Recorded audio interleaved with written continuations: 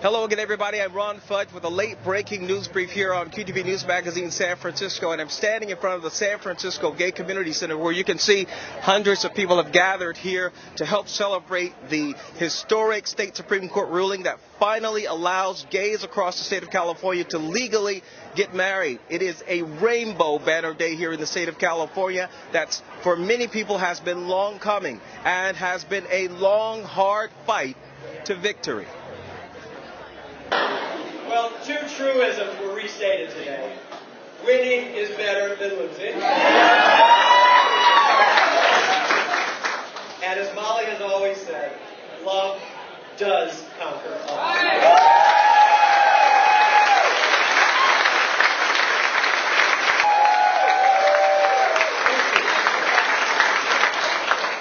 I guess I don't have to pose the question, who is that old man with the beard?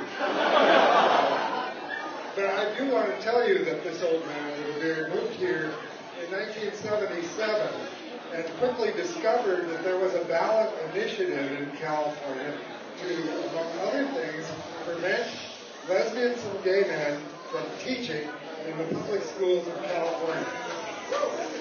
That ballot initiative was poised to succeed. The initial polls showed that it would succeed by about 60%. And by diligence and the force of the efforts of this constituency and all of our allies, we beat it back. We succeeded ourselves in establishing the political power of this constituency, and we will not give it up now.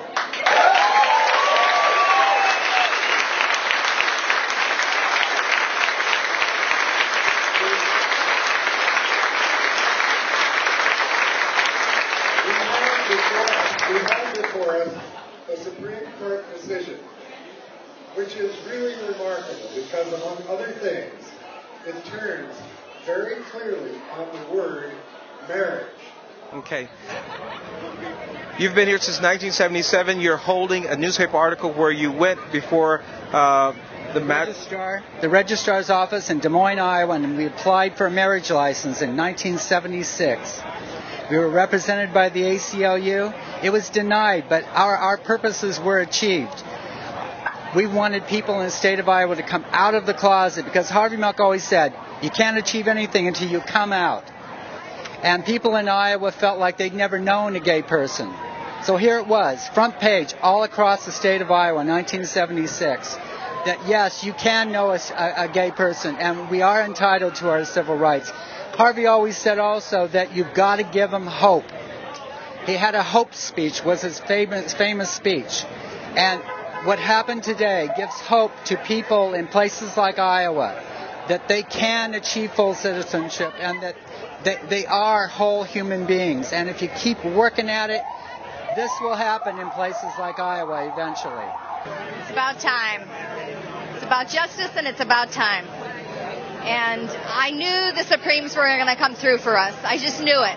I really have faith that the California Supremes were going to come through for us. I knew that it was the right thing to do, and I knew they knew it too. So I knew, I had faith. I knew that this was going to, and what perfect timing. I mean, June weddings, how much better can it get? The high holy holidays in June? I mean, it couldn't be better. Well, you know, I wonder, you know. The way I look at it, between now and November, well, actually, June 16th in November, there's going to be so many happy same-sex couples getting married. Thousands. I just really feel that, an army of lovers can never be defeated. It's going to be another groundswell, I feel. I really feel that, the love and the commitment will overcome. Well, we've been together 23 years. We worked on every campaign for domestic partnership. From 1987, we were at the March on Washington. Actually, I was at the March on Washington in 79, where we talked about doing something like the 87 weddings. And we got married with 1,000 other couples in front of the IRS building as a protest, because we couldn't get married and we're getting taxed unfairly. And it was a big protest wedding, but this heart, we made for the reception for our friends back in San Francisco. The other side, it says Alice and Christmas celebrate love, and we hung it at our reception. And it's been on the wall of every campaign that we've ever been involved with on this issue. And we've been to almost every demonstration it's been to. That's why it's so beat up. Look at this thing. So love conquers all. I really think so. I think that by the time the November election rolls around, there are going to be so many people out for the presidential election. Good-hearted people who are going to know a stupid idea when they see it, when it's on the ballot. And I believe that it will go down to defeat. I think we're going to work on it. I know for sure I am to defeat it.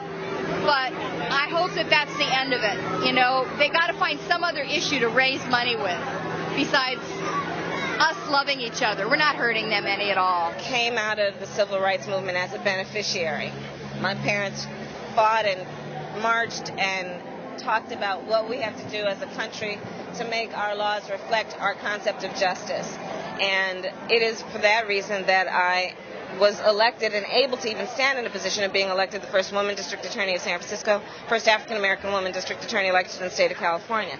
I understand the barriers that the law places and can place on our ability to be who we are and who we want to be and who we believe we can be.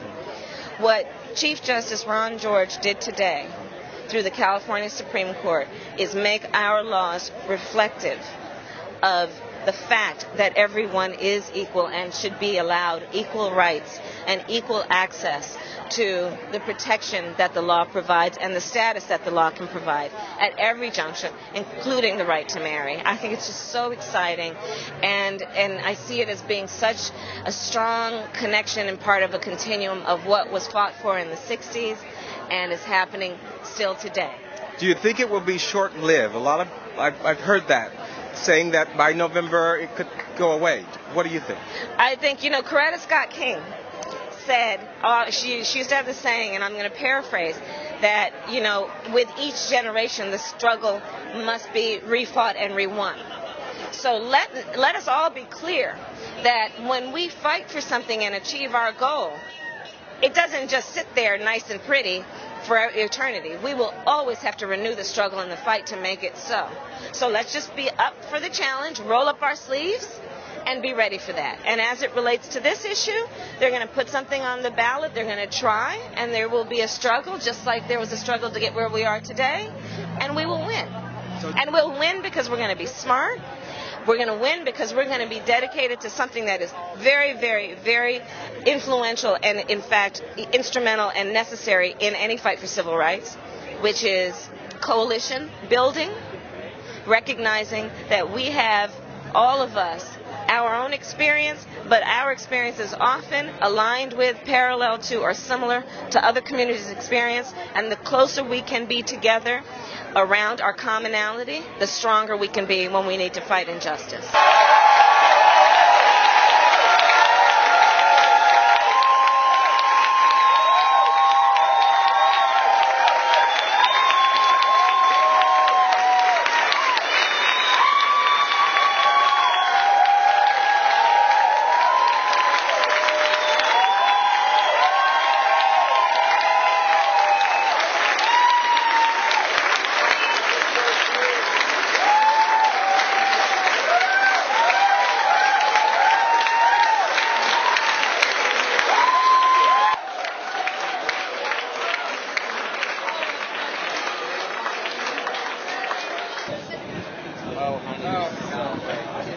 Oh,